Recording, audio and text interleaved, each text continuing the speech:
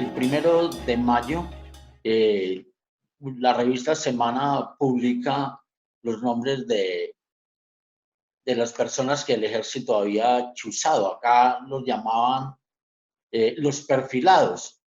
Pues entre esos habíamos dos compañeros del movimiento sindical, un compañero que es directivo de la CUT, Bogotá y Cundinamarca, y yo. Específicamente en mi caso, yo tengo una trayectoria en derechos humanos antigua. Según pude hablar con abogados de derechos humanos, expertos en derechos humanos, luego me decían, pues yo había estado precisamente en las audiencias del exdirector del DAS. El DAS era una institución del Estado que manejaba la inteligencia y que fue desmantelada empezando el gobierno de Santos, porque el DAS estaba involucrado en el asesinato de muchísima gente en Colombia, de la oposición y de muchos líderes sindicales. Había los escoltas que suministraba el DAS para cuidar a los líderes sindicales. Esos escoltas se habían convertido en espías y habían asesinado varios sindicalistas ya en los inicios del gobierno de Uribe Vélez. Cuando al tipo se juzgó, yo estuve en la corte acompañando al colectivo de abogados en varias audiencias cuando lo condenaron. Y bueno, desde esa época estaba perfilado, yo le estoy hablando de unos 16 años. Posteriormente yo ingreso como delegado del movimiento sindical al CERREN, o al CRER se llamaba en esa época, que era una instancia del Ministerio del Interior, donde se adjudicaban los esquemas a líderes sindicales.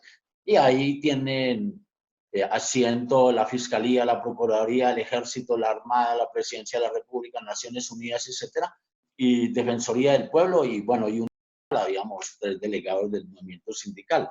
Ahí se discutían estos temas y ahí había que dar mucha discusión con el ejército y la policía fundamentalmente, porque ellos se oponían a las cuestiones de los esquemas y nosotros refutábamos las cuestiones y ahí se va ganando uno las animadversiones mucho tiempo por las discusiones que tiene que dar, y ahí lo van perfilando a uno, y no fue difícil que me metieran en ese rol y bueno, aparezco chuzado. Yo hice reuniones en la costa pacífica, en la costa atlántica, con organizaciones sindicales donde habían asesinado a varios compañeros, a otros los habían desplazado. Le hablo de hace 18 o 20 años esos asesinatos.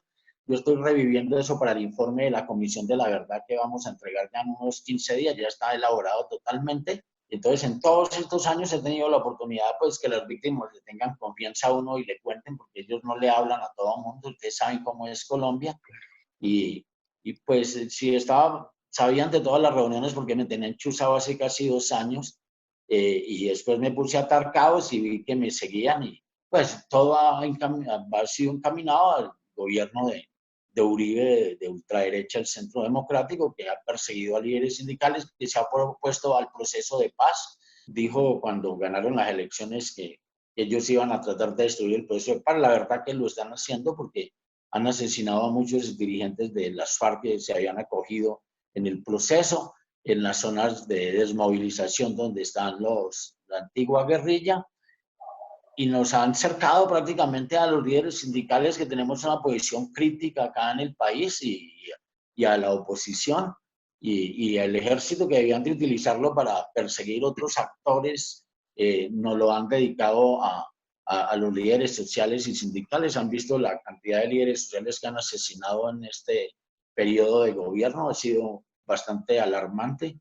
Y bueno, esa es la cruda realidad. Bueno, ayer la Corte Suprema de Justicia llama a indagatoria al expresidente Uribe, porque el ejército trabajaba para ellos. Estas informaciones de los perfilamientos que nos hacían a cada uno de nosotros estaban encaminados a dar la información a él.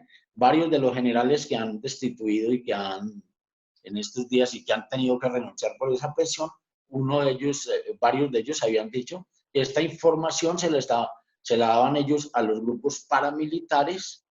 Es decir, la información del ejército no solo iba para Uribe, sino para grupos paramilitares, para que sicariaran a los enemigos del establecimiento, que éramos nosotros. O sea que no nos iba a desaparecer el ejército, sino que por intermedio de los grupos paramilitares nos iban a sicariar. Esas fueron las palabras textuales del general Mejía.